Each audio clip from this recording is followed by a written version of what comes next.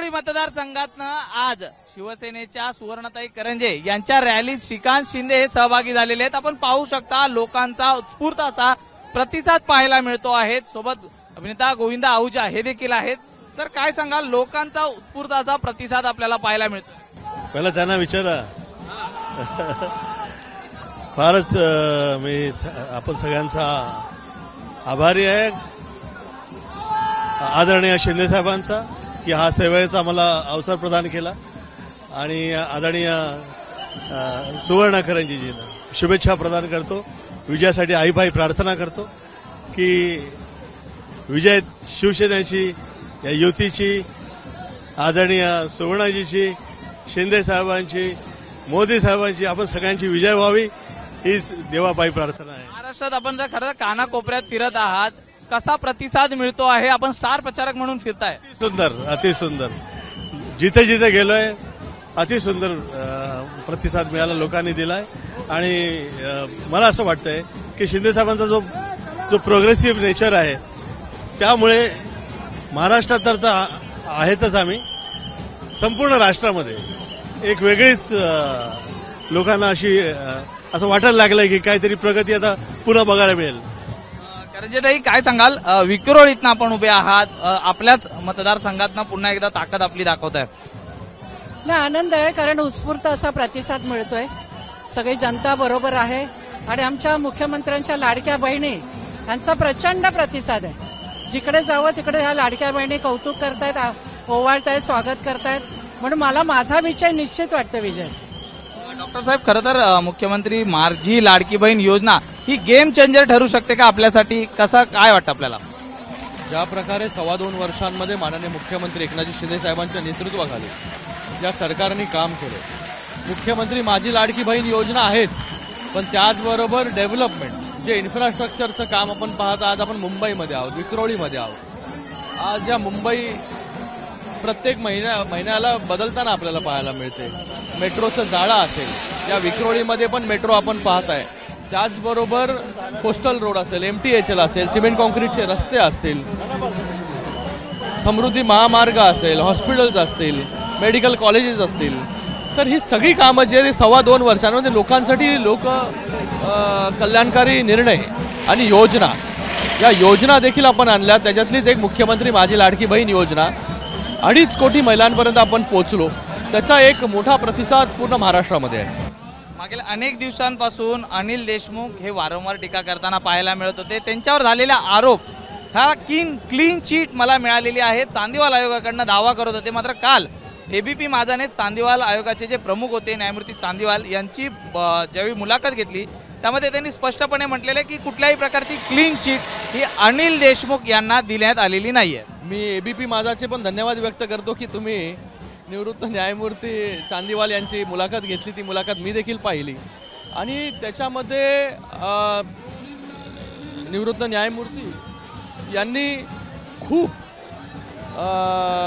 खुलासे केलेले आहेत की कशा प्रकारे महाविकास आघाडीचं सरकार असताना पूर्णपणे असहकार्याची भूमिका, सगळे प्रूफ जे आहे हे लपून ठेवण्यासाठी जे काही प्रयत्न झाले हे त्यांच्या तोंडी मला वाटतं आज पूर्ण महाराष्ट्राने ऐकलं। कशा प्रकारे ते हतबल झाले होते, कशा प्रकारे वजेला वाचवण्यासाठी पूर्ण प्रयत्न जे आम्ही कंटिन्युअसली सांगतोय की वजेला पाठीशी घालण्यासाठी, तेव्हा देखील महाविकास आघाडीचे जे प्रमुख होते त्यांनी सांगितलं होतं की वजे हा काय ओसामा बिन लादेन आहे का? ज्या वजेंनी अंबानींच्या घरी विस्फोटक लावले, त्याच्यामुळे उद्योगधंदे बाहेर गेले, अशा वजेंची पाठराखण करण्याचं काम या महाविकास आघाडीच्या नेतृत्वाने माजी मुख्यमंत्री महोदय करत होते आणि आज सगळ्यांच्या समोर जे खरं होतं त्या खऱ्या गोष्टी चांदीवाल साहेबांच्या माध्यमाने लोकांच्या समोर आल्या आणि जे हे ओरडून कोकळून सांगत होते की मला क्लीन चिट मिळाली आहे, त्यांनी तर आज हे पण वक्तव्य केलं की वजेकडे व्हॉट्सॲप स्क्रीनशॉट्स आहेत, चॅट्स आहेत आपले देशमुख साहेबांच्या मुलाचे। मला वाटतं ह्याच्यापेक्षा अजून प्रूफ काय पाहिजे की जे आरोप तुमच्यावरती लागले 100 कोटीच्या वसुलीचे, त्याच्यासाठी तुम्ही जेलमध्ये गेले, हे सगळे आरोप जे आहेत आजच्या तुमच्या मुलाखतीमुळे जे आहे लोकांच्या समोर आले आणि ते खरे ठरले।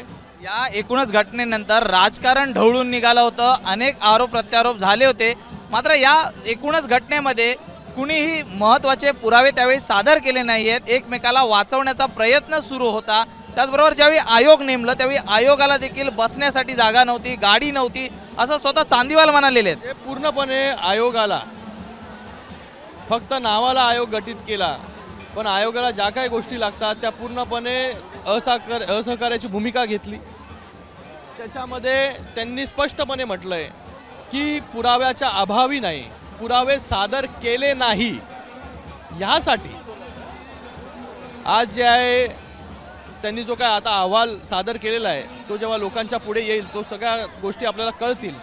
पण पूर्णपणे वजेंना पाठीशी घालण्याचं काम, कारण की वजेंना पाठीशी घातल्यावरती जे काही लोक त्याच्यामध्ये इन्वॉल्ड आहेत त्या लोकांना वाचवण्याचा हा पूर्ण प्रयत्न जो आहे हा त्यावेळेच्या सरकारकडून केला गेला. खरं तर हा अहवाल साहेब आधीच येणं अपेक्षित होतं, कारण ओपन शट इन्क्वायरी होती.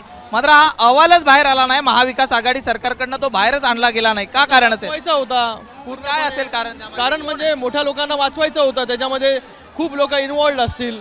अनेकांची नावं त्यावेळी समोर आली होती आणि वजेंनी पण खूप लोकांची नावं सांगितली ऑन रेकॉर्ड, परत त्यांनी रिट्रॅक्ट करून घेतलं. तर त्यांना कोणाची भीती आहे का वजेंना? कोणाची वाटते मला काय माहिती. ते मला वाटतं इन्क्वायरी केली पाहिजे की अहवाल परत रिट्रॅक्ट का करून घेतला. चांदीवाल यांनी असं देखील म्हटलं होतं की अनेकांची नावं ही फक्त प्रसिद्धीसाठी देखील वाजेंनी घेतली होती, त्यामुळे अनेकांची नावं ही रेकॉर्डवरती देखील घेण्यात आली नाहीत. आता मला वाटतं त्याच्यामध्ये जो काय अहवाल आहे तो अहवाल जोपर्यंत येत नाही सगळ्यांच्या समोर तोपर्यंत काय गोष्टी त्याच्यामध्ये घडल्या, कोण कोण त्याच्यामध्ये होतं. पण एक गोष्ट आज तुमच्या इंटरव्ह्यूमुळे लोकांच्या समोर आली की पूर्णपणे असहकार्याची भूमिका त्यावेळेच्या सरकारने घेतली.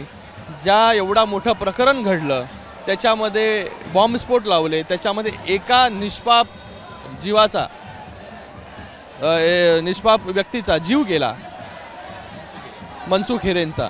तर मला वाटतं ह्या सगळ्या खूपच दुर्भाग्यपूर्ण गोष्ट आणि त्याला वाचवण्याचं काम महाविकास आघाडीचं नेतृत्व त्यावेळेस करत होते. शेवटचे माझे 2 प्रश्न आहेत. याच इंटरव्ह्यूवरनं संजय राऊत म्हणतायत की हा कुठेतरी अशा निवडणुका आल्या की इंटरव्ह्यू प्लॅन केले जातात. कसं पाहता या आरोपांकडे आपण? आणि सुप्रियाताई सुळे म्हणतायत की अजून पुरावेच सिद्ध झालेले नाहीये. 2 वर्षाचा आरोपच करतायत. प्रत्येक गोष्ट जी आहे सकाळी उठल्यानंतर तुम्हाला पण सवय झाली आहे दाखवायची. आम्ही त्या लोकांना सिरियसली घेत नाही. आणि मला वाटतं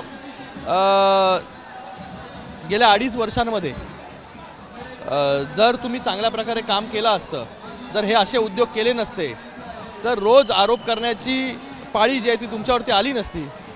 आम्ही रोज म्हणतोय की 2.5 वर्षांमध्ये तुमचं काय काम आहे, 2.25 वर्षामध्ये आमचं काय काम आहे, हे एकदा समोरासमोर बसून बोललं पाहिजे, लोकांना सांगितलं पाहिजे.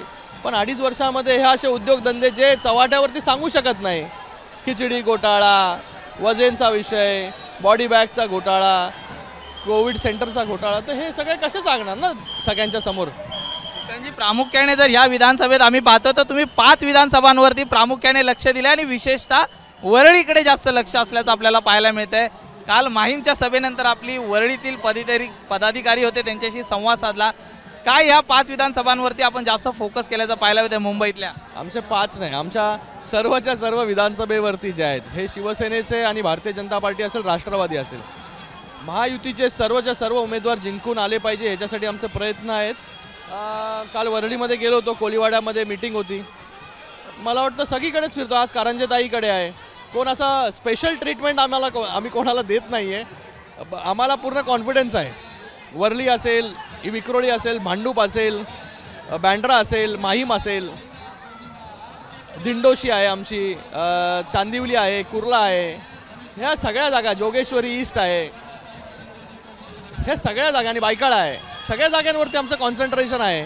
तर असं आम्ही कुठल्या एका मतदारसंघामध्ये बाकी लोकांसारखं अडकून पडलो नाही आहे.